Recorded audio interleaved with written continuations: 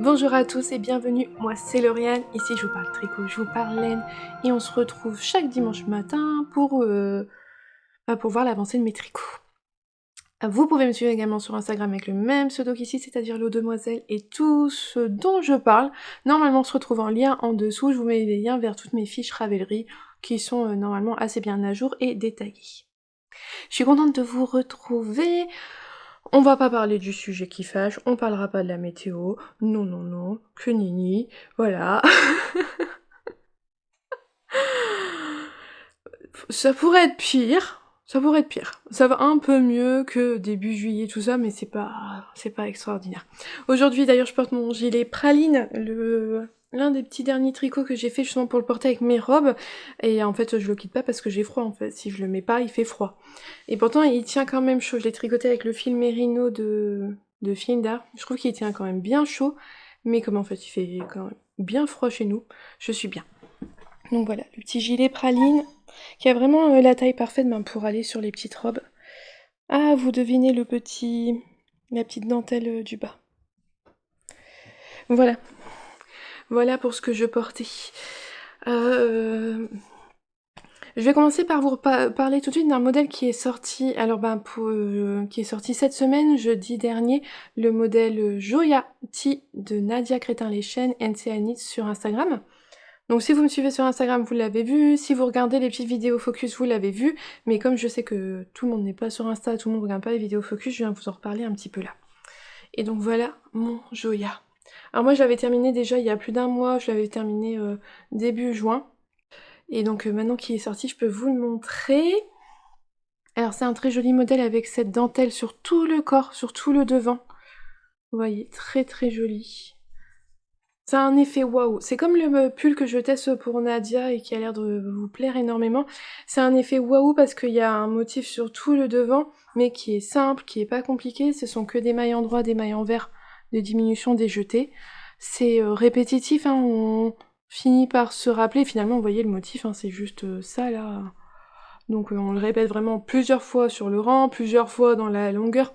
Donc c'est quelque chose qu'on a en tête qui est assez répétitif. Et moi j'avais beaucoup aimé le tricoter. Super bien détaillé. Alors faut savoir que ce sont des diagrammes pour suivre là chaque demi-devant. Mais il y a un diagramme pour le demi-devant droit, un diagramme pour le demi-devant gauche, et ce pour chaque taille. C'est vraiment bien expliqué, c'est bien clair, les rangs raccourcis en rang par rang pour chaque taille. Franchement, on se laisse porter par le patron et ça se passe super bien.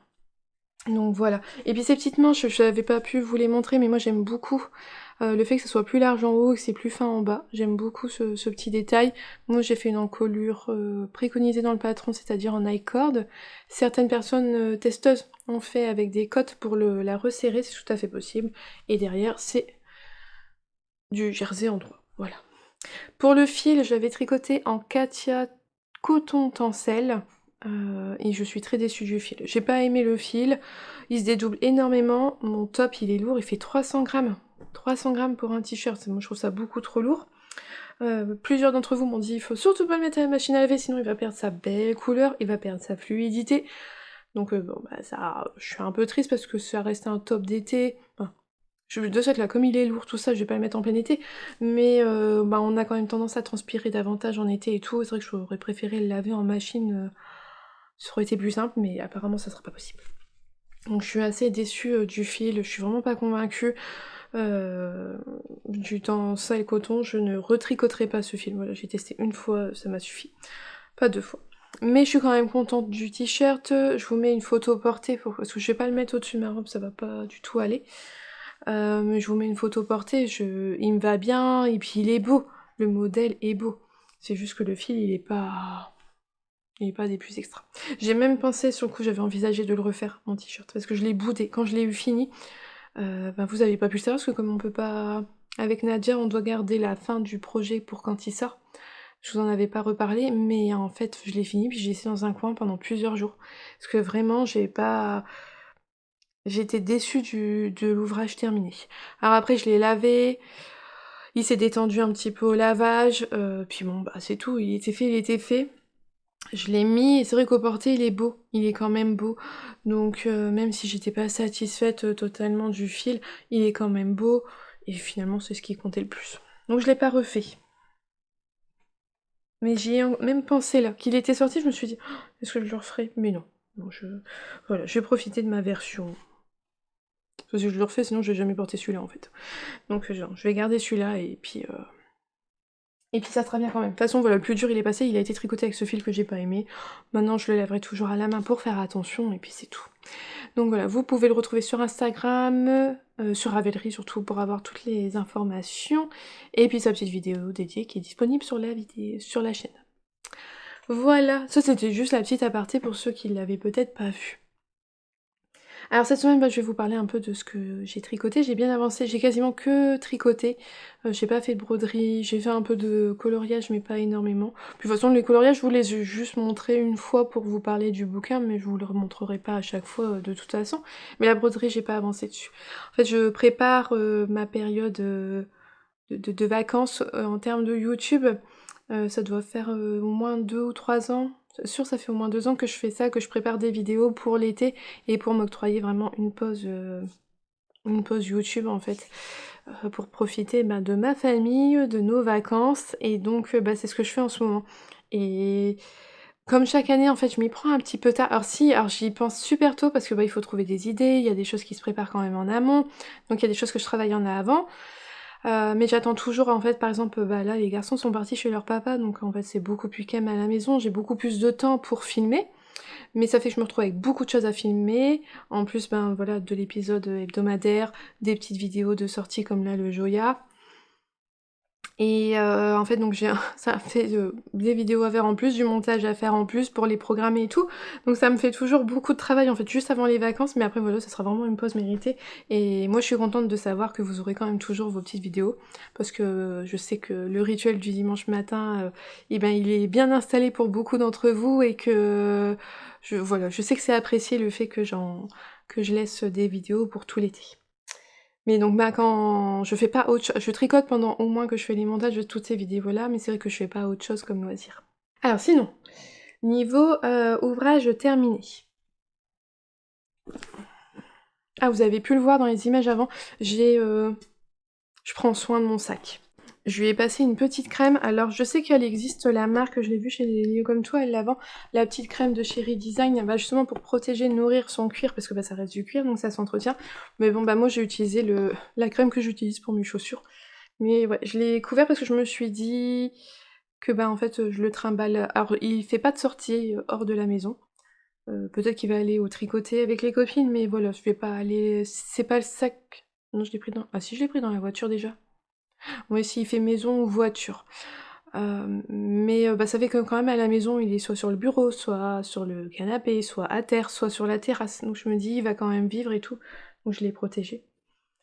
Si je l'ai pris en voiture, si, parce que j'avais avancé sur ce châle-là. Je vous l'avais dit la semaine dernière, c'était mon objectif de terminer le châle que je testais pour Laetitia, même les anges tricotent. Et je vous le montre. Voilà, il est fini. Alors, en fait, j'ai fini des choses cette semaine, mais alors j'ai rien lavé, rien bloqué. Ça sera pour plus tard. Mais voilà, c'est chose faite. Alors lui, le seul truc, c'est que je m'étais dit, je ne le laverai pas, le bloquerai pas, parce que j'aime pas laver, moi, bloquer. Surtout la brioche, parce qu'elle se détend et elle perd de son moelleux. Sauf que je savais pas, mais en bas, c'est une dentelle, et donc il va falloir faire quelque chose pour la dentelle. Je vous le montre là, terminé, mais si je dis bien de bêtises, il sort que en septembre. Mais voilà, vous le verrez à sa sortie tout bloqué, parce que là, il ressemble pas à grand chose. Mais j'attends qu'il fasse bien chaud pour, pour le laver, pour qu'il sèche, qu'il mette pas trop longtemps à sécher, parce que je pense que il est quand même assez épais tout ça. Il va mettre un peu de temps à sécher. Donc je sais pas si un miracle se produit durant nos vacances. Je pourrais le laver. Mais ouais, non, c'est vraiment un fil très doudou, très épais, très moelleux. Si vous voulez faire un bon gros châle d'hiver, franchement, là, la Merino Single non superwash de EV3 d'Eve, elle est vraiment géniale. Franchement, j'aime beaucoup. Puis les nuances, c'est très joli. J'aime beaucoup, beaucoup. Donc voilà, un premier ouvrage terminé. Une belle pièce. Je suis restée dans mes châles et j'ai terminé. Je vous l'avais dit que normalement je revenais avec 2 châles terminés. Mon petit châle Chèche Vacances de Noémie, You Need to Learn, et le voici.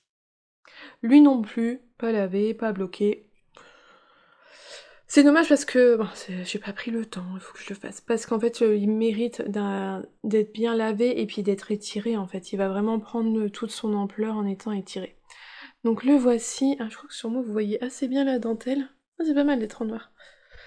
Donc voilà, la petite dentelle qu'on retrouve de chaque côté du châle. Au milieu, bah, sa petite pointe en point mousse. Et moi ça j'aime beaucoup. Et puis voilà, de l'autre côté, la petite dentelle. Alors j'ai fait une modification. Je vous le montre sur l'envers là. Oh. Bon, ça change pas. Ça change un petit peu, mais là vous êtes sur l'endroit. J'ai changé un peu, j'ai fait un I-cord en haut, au lieu de faire c'est des côtes. Mais j'avais pas. Moi je pesais pas ma laine. Donc je faisais mes répétitions. Hein. Les répétitions, ça se voit bien, c'est quand on a un petit pic là, on a un petit décroché, hop, on rajoute des mailles, on rajoute des masques qui rajoutent un motif. Donc voilà, une répétition. Et donc, je sais pas, moi je me suis dit, allez, je fais encore une répétition et je ferai les côtes. Et à ce moment-là, j'ai décidé de peser. Donc j'ai pesé avant de faire ma dernière répétition, parce que pour savoir combien elle prenait, si vraiment c'était la dernière ou si j'en faisais encore une. Et en fait, il s'est avéré que bah, cette dernière répétition, déjà d'une part, je l'ai pas terminée jusqu'au bout. Je l'ai pas terminée sur le rang recommandé. Si. Non. Non, j'ai même pas terminé sur le rang recommandé dans le patron. J'avais pas envie de défaire en fait, donc je me suis dit tant pis. Et donc j'avais plus assez de fil non plus pour faire la bordure parce que Noémie nous dit il fallait laisser 6 grammes pour faire la bordure. J'étais un peu juste. Je me suis dit oh non c'est tout, je savais que j'arriverais pas à finir comme il fallait. Donc je me suis arrêtée avant ce qui était préconisé dans le patron et puis j'ai fait un I-cord. Et il m'est resté 2-3 grammes sur la fin, donc voilà, j'ai vraiment été au bout de mon fil et c'est le principal. Alors il est assez long, je m'attendais pas à ce qu'il soit aussi long. Alors après, lui, il a vraiment besoin d'être lavé parce que vraiment, il va s'étendre. Il a un potentiel pour s'étendre de folie. Avec le fait que ça soit que du point mousse au centre, que ça soit de la dentelle, hein, elle va se déployer au lavage. Et puis là, le fil bébé chameau, 50% bébé chameau, 50% soie de Didier au fil d'Horus, c'est un fil aussi voilà, qui peut se détendre, je pense, donc ça va être vraiment bien. Parce que là, ben, pour l'instant, ça fait vraiment petit châle, quoi. Et puis c'est très élégant avec les fils. Mais je pense que... Voilà, ça en sert un petit peu. Il y a moyen... Non, il y a moyen qu'il ait une bonne taille. Je suis contente. Alors, entre le chèche vacances et le chèche en bois que j'avais fait l'an dernier, j'ai une préférence pour le vacances parce que c'est du point mousse. Moi, les mailles en verre, c'est pas... Bon, si je peux éviter, je préfère éviter. Et puis, c'est pas la même dentelle. Cette dentelle-là, vraiment, j'ai utilisé le diagramme tout le long du tricot. J'ai jamais été capable de retenir le motif où bon non, j'ai pas été capable. Donc j'ai vraiment utilisé à chaque fois le diagramme et c'est vrai que c'était mon encours à ce moment-là sur lequel il fallait que je sois concentrée et c'était bien aussi d'avoir quelque chose sur lequel je me concentre. Donc voilà, il est terminé. Je pense que je reviendrai je vais le laver cette semaine, je vais le laver ce week-end, comme ça je viendrai vous le montrer vraiment terminé la semaine prochaine pour que vous voyez un peu. Je vais essayer de faire une photo avant. Voilà, ça me paraît bien là où vous voyez avant. Et puis on verra le après la semaine prochaine. Mais voilà, il est terminé. On voit bien sa dentelle. Je suis contente. Ça faisait un ouvrage de plus, de moins sur mes aiguilles, de plus de terminé. Voilà. Donc une fois que j'ai eu fini mes 2 châles, je n'ai rien recommencé d'autre, je vais continuer avec ce que j'avais. J'avais donc encore mon top Bellish sur mes aiguilles et mon pull que je teste pour Nadia. Alors mon top Bellish que je vous avais montré la semaine dernière. Hop, j'en étais là. J'avais mis un petit anneau marqueur de chez Woolbags. Donc le top Bellish, hein, ce top, c'est un petit débardeur qui est sorti cette année par Atelier Emily, qui se tricote du bas vers le haut. Et je vous montre, hop, où j'en suis. Vous voyez tout le corps qui est tout texturé, mais un point qui est vraiment simple, qui se retient bien, qui est franchement facile. Je vous avais dit, hein, elle nous fait mettre des anneaux marqueurs partout, mais moi j'ai enlevé les anneaux marqueurs parce que ça m'a très vite énervée, et au final je n'en ai pas eu besoin et ça s'est bien passé. Parfois j'ai fait des erreurs, mais on s'en rend compte vite, et donc je défaisais, je refaisais bien, c'était pas... Voilà, franchement ça n'a pas été problématique. Et donc je vous montre tout le corps, hop, hop, hop, hop, hop, hop, hop. Ah bah il est fini. Non, bah finalement je l'ai fini. Assez motivée. Donc on fait tout le corps. Alors c'est quand même long, hein. C'est long. C'est long, hein. Tout un corps comme ça texturé. Alors c'était un petit peu long. Mais bon, l'idée toujours de se dire on arrive au bout. Quand on arrive là, ça va aller vite et ça va être bien. Donc j'ai fait tout le corps, j'ai fait 34 centimètres sous les emmanchures. Elle préconisait 32 dans la taille que j'ai choisie. 32, ça me paraissait un peu court, j'ai fait 34. Donc j'ai fait 34 centimètres sous les emmanchures. Donc quand on arrive là, le dos et le devant, c'est vraiment les deux mêmes, on suit les mêmes explications. On va commencer à tricoter donc sur un côté, donc par exemple le dos. Donc on va tricoter d'une emmanchure à une autre, et on va donc pas créer les emmanchures. Donc on poursuit le motif. Alors là, il faut être vigilant parce que Émilie nous dit, en fait, le motif, c'est une question d'augmentation-diminution. Donc si on fait une augmentation, il faut faire la diminution avec. Et donc là, on vient faire des diminutions pour l'emmanchure. Donc il y a des fois, on va faire le point qui est là, mais si on peut pas faire l'autre qui va avec, parce que là, c'est quoi ici voilà. Là, c'était les diminutions. On est sur la ligne de diminution, donc si je pouvais pas faire l'augmentation ici parce que c'était trop diminué, vous voyez, l'augmentation elle se trouve là, ici je pouvais plus la faire, il fallait pas faire la diminution ici. Donc ça il fallait faire attention, c'est quelque chose sur lequel si vous êtes vraiment débutant, débutant au tricot, peut-être que vous allez avoir du mal à vous repérer l'augmentation, sa diminution qui va avec. Donc pour ça il faut juste faire attention. Là ça demande donc juste un peu de concentration là, de faire attention, de bien faire les deux qui vont ensemble, ou de ne pas les faire dans ces cas-là. Donc on vient faire les diminutions jusqu'à une certaine hauteur ici. Et là on va venir travailler chaque demi-devant, donc en fait c'est quasiment les bretelles, hein, séparément. Donc on vient faire des diminutions. Là on passe que en jersey, on fait des diminutions, puis à un moment on arrive tout droit et on vient terminer la bretelle tout en jersey en droit. On vient reprendre de l'autre côté, on fait les diminutions ici, on fait la bretelle, et après on retourne son t-shirt, son débardeur, et on vient faire exactement la même chose de l'autre côté. C'est vraiment identique devant, derrière. Les mêmes diminutions, ici, hop, on vient faire une bretelle, on rabat au milieu, on vient faire la deuxième bretelle. Émilie recommande de faire un rabat à 3 aiguilles au niveau des bretelles, chose que j'ai faite. Parce qu'elle dit que ça permet que ça tienne mieux, surtout si on utilise des bases avec du tencel, du coton, je sais plus après les autres matières, mais elle disait que c'était pour une meilleure tenue. J'ai écouté ce qu'il y avait dans le patron. Une fois que j'ai fait, on vient faire une première... Je sais plus combien on les mesure. Moi si elle donne, Émilie donne une hauteur de bretelle par rapport à l'emmanchure, donc j'ai fait les deux de derrière, en laissant... Alors j'ai dû couper mon fil, mais j'avais laissé une marge assez de fil en plus au cas où qu'il aurait fallu les rallonger un peu. Et ensuite je suis venue faire un demi devant, et je suis venue faire une première bretelle et j'ai été l'essayer, et ça allait. Donc je me suis dit, hop, je peux faire la deuxième de la même hauteur, et puis voilà. Au lavage, faudra voir si ça se défait ou pas. Après, si ça s'agrandit trop au lavage, ça voudrait dire défaire toutes les finitions. Ça serait pas cool, mais c'est possible de rattraper. Mais ça serait vraiment pas cool. Parce qu'une fois qu'on a fait ça, on vient faire un I-cord qui vraiment vient finaliser la chose et qui va faire propre. Ça, j'aime beaucoup. On a tout un I-cord. On vient relever les mailles, c'est quand même assez long, mais on vient relever les mailles sur toute l'encolure, l'intérieur des bretelles, l'intérieur du dos. Parce que moi, je pense que je vais mettre une étiquette. Parce que là, vous voyez, c'est le début de mon I-cord, donc ça sera mon dos. Donc on vient relever toutes les mailles, on vient faire un I-cord, ce qui donne quand même une finition propre. Et ça permet que ça... Alors là, je pense que ça va moins roulotter après le lavage. Quand je vais le laver, que je vais le bloquer, je vais bien l'épingler pour pas que ça roulotte. Mais je pense que de façon au porté, ça devrait aller. Mais ça fait une jolie finition et ça permet aussi d'élargir en plus la petite bretelle. Et moi j'ai choisi l'option de faire le débardeur. Dans le patron il y a l'option donc débardeur, mais l'option avec des petites manches également. Donc moi j'ai fait option débardeur, je suis revenue relever donc les mailles aussi au niveau des emmanchures et je suis venue faire donc un I-cord également. Ce qui permet de bien tout resserrer, et puis ça fait joli, ça fait propre, j'aime beaucoup. Alors je vais pas laisser... Bon si je vais laisser, ça va pas être joli sur ma robe. Non, c'est pas grave. Alors, comme je vous avais dit, mon gilet praline, j'enlève pas les boutons. Voilà, je l'enfile comme ça, c'est très bien. Oh, ça va pas être heureux sur ma robe.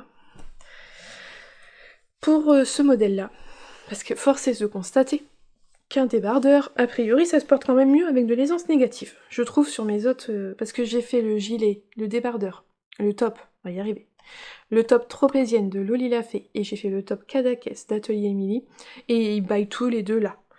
Et en fait, c'est les deux que j'ai fait avec une aisance, une aisance positive pour les deux. Et donc là, je me suis dit, bon, je fais ce qui est marqué dans le patron.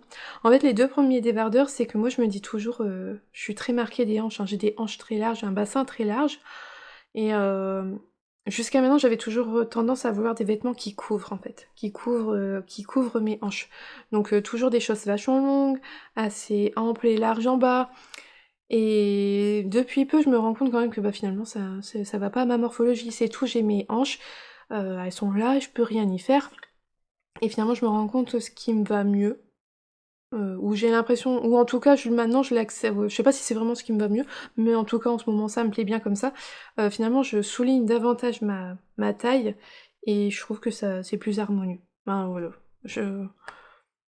c'est ma morphologie, ben voilà, c'est un peu un constat cet été, je m'habille différemment, ouais, je m'habille différemment et je change de ce que je pouvais faire avant. C'est vrai que je mets des choses qui marquent davantage ma taille, et finalement ça accentue pas plus mes hanches que ça.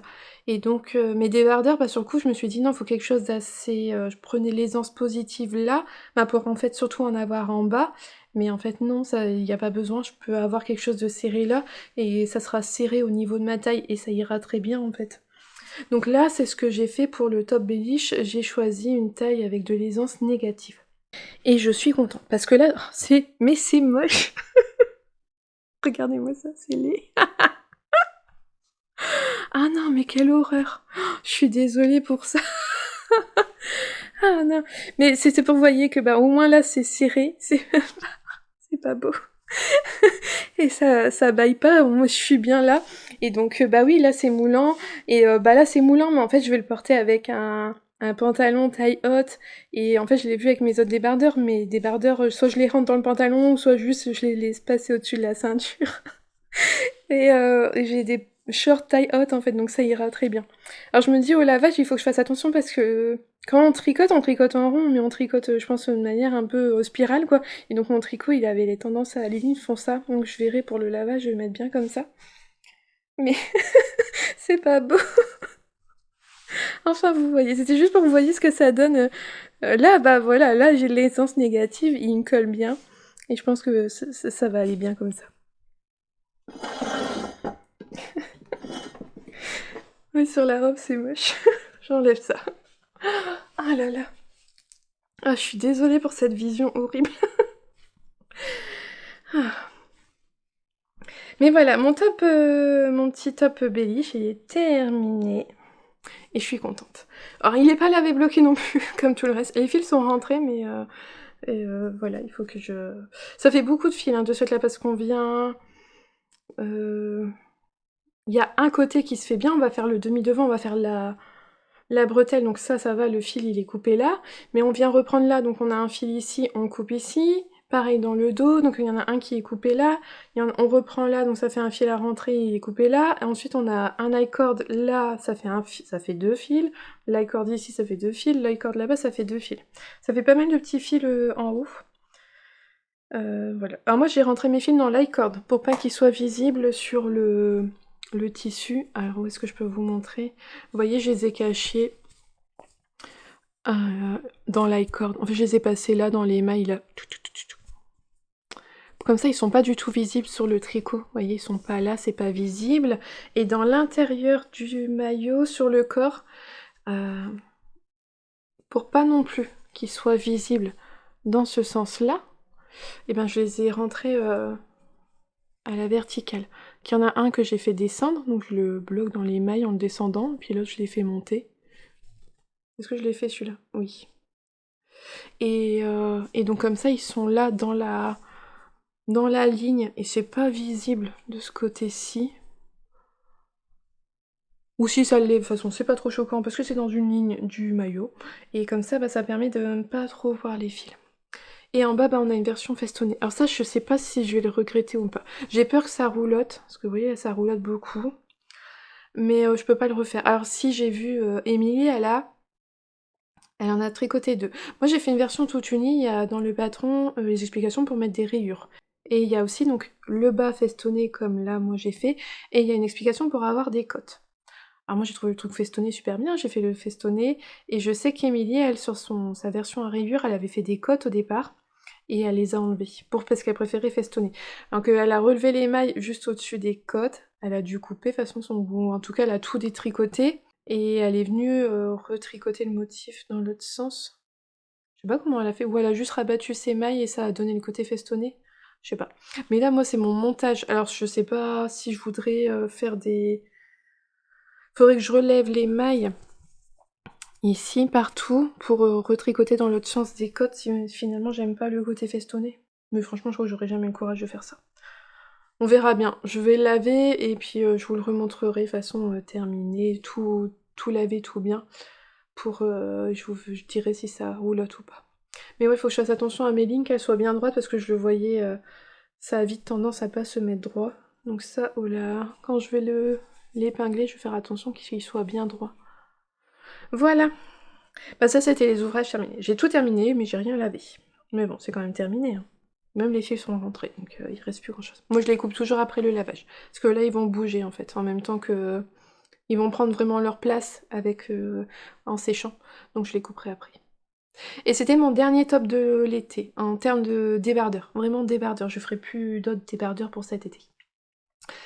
Parmi les 3 que j'ai fait, je pense que lui va être plus chaud que les autres, parce que ça fait quand même un tissu assez épais.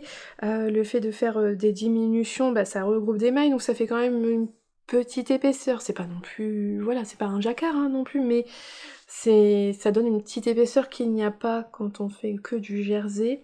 Donc lui, il va être un peu plus chaud quand même que les autres. Mais je me dis, là, pour en septembre, avec un petit gilet par-dessus, ça sera vraiment chouette, je pense. Et j'ai tricoté en coton cachemire de Katia. Et je préfère nettement le coton cachemire de Katia que leur tencel coton que je vous ai montré pour le joyer avant. Il n'y a pas photo. Il s'est quasiment pas dédoublé, il est doux, il est agréable. Un peu plus épais que celui de chez Lolita, Loli l'a fait. Mais sinon, non, franchement, j'en suis contente.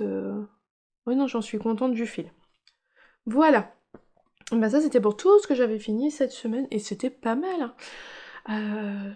J'ai donc commencé des nouveaux ouvrages.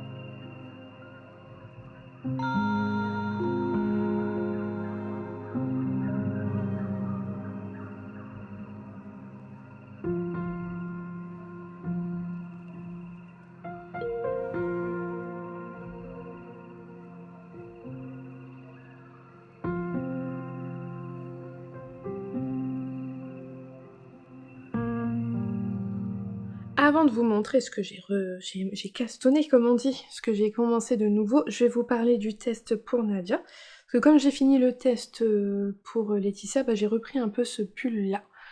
Donc c'est le pull. Ah si, mon amie Dorothée m'a dit que j'avais bien dit le mot la semaine dernière, mais voilà. Twingtail, je crois. Un patron qui sortira à la rentrée, un joli pull pour cet automne, qui sera vraiment parfait. Donc je vous avais montré, ah bah j'en étais juste là. Je le sais, j'avais rejoint les 2 demi-devants, et donc bah j'ai tricoté ça sur le devant. Voilà. Et depuis à peu près 5 cm, j'ai rejoint le devant et le dos. Et donc ben voilà, ce joli pull avec ce joli motif là sur tout le devant. Alors, c'est une torsade qui est simple, mais bah, il faut quand même faut faire attention à ce qu'on fait. C'est pas compliqué, mais ça demande quand même un peu d'attention bah, pour pas faire d'erreur, parce que bah, on a vite fait de faire de rater ou de décaler sa torsade en fait. Parce qu'on met pas d'anneau-marqueur, puisqu'en fait un coup elle est là et un coup elle est là, on peut pas mettre d'anneau-marqueur pour se repérer. Enfin, je regarde, j'ai l'impression de voir des erreurs, mais en fait non. En fait, si c'est l'ombre... Ah non, je l'ai mourir. Je crois que c'est la lumière avec les jeux d'ombre, ça perturbe un peu. Enfin voilà, et ben je l'ai repris. Donc il est... J'ai fait 5 cm sous les emmanchures, je vais avancer sur le corps. J'aurais pas terminé le corps pour la semaine prochaine, je crois vraiment pas. C'est quand même assez épais, j'avance pas vite dessus en fait. C'est pas un tricot hyper fluide comme un pull tout en jersey, en fingering, non c'est quand même moins fluide. Alors la Ulysse c'est un fil que j'adore, mais c'est vrai qu'à chaque fois que je la retricote, moi c'est un fil qui me fait mal aux mains en fait, qui me fait mal aux bras, qui me fatigue. Voilà, je sais pas pourquoi ce fil là, je sais pas, l'épaisseur, mais alors que c'est un fil que j'adore le rendu à la fin des pulls, mais c'est vrai que c'est un fil qui me fatigue. Donc je tricote un petit peu dessus, et puis je le pose pour passer à autre chose. Mais voilà, et ben il va avancer tranquillement, et ça va être vraiment très très joli là, toute cette torsade là sur le devant du pull. Et puis l'arrière, il est tout en jersey. Donc là ça froisse, mais je sais que en fait, une fois qu'il aura des manches et une encolure, lavé, bloqué, ça se mettra bien. Donc je tricote avec la Ulysse de Dererum Natura et la Bérénice, c'est leur mohair et soie. C'est vraiment très doux. Moi je trouve ça doux, et c'est hyper doudou, ça va être très épais, ça va être très chaud. Franchement pour l'automne-hiver, ça va être parfait. Je vous montre de près le motif. C'est beau hein, quand même. Et c'est comme le Joya. C'est pas compliqué en fait. Moi j'ai plus besoin des explications pour les torsades. Hein. J'ai bien compris où est-ce qu'elles se faisaient, la logique entre la torsade ici et puis celle-là. Donc je tricote tranquillement. Ça m'empêche pas de faire des erreurs. Donc je fais des erreurs, je défais et puis je reprends. Mais non, c'est très joli. J'aime beaucoup. Donc voilà, vous le reverrez encore la semaine prochaine. Parce il est loin d'être terminé. Alors vous avez pu le voir dans les petites images avant, j'ai bobiné de la laine, une laine bien flashy, franchement là, inratable. Ce sont 2 écheveaux que j'avais achetés aux laines fleuries, et depuis que je les avais, j'attendais que ça, que de monter l'ouvrage, mais voilà, je m'étais dit, je termine tout ce qui était débardeur avant, et je passe au t-shirt après. Et donc j'ai respecté ce que je m'étais dit, mais ça y est, j'ai pu commencer les t-shirts, je suis tout emmêlée, hop, j'essaie de me démêler, hop là, voilà. Et donc voici les 2 laines. Oh, oui, ça claque. Donc ce sont des laines de chez Charlie Popette, le coloris Flamingo, un rose fluo, mais de chez Fluo Fluo, avec quand même des nuances un peu plus claires, un peu plus orangées. Vous voyez peut-être un peu les nuances.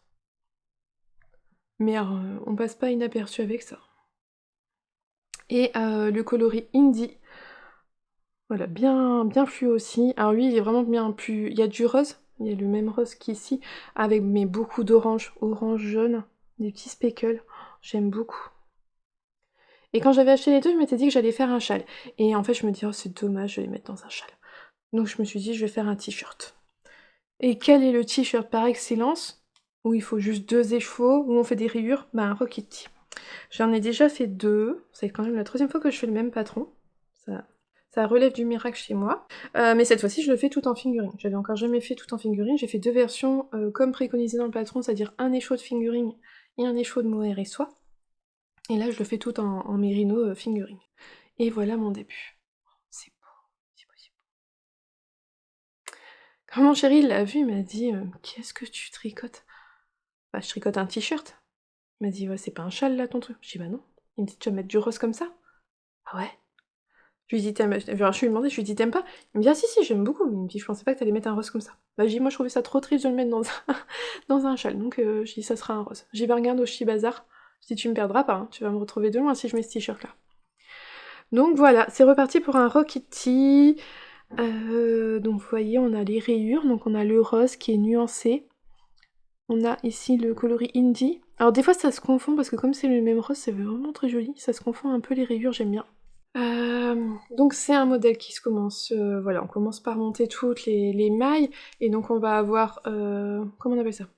On fait un devant, une manche, on a des raglans avec des jetés, vous voyez partout, le dos, puis de l'autre côté la même chose.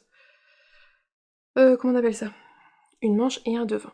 Donc là on est en tricote en aller-retour, le temps de former tout le V de l'encolure. Alors je sais pas, c'est un modèle qui est en anglais.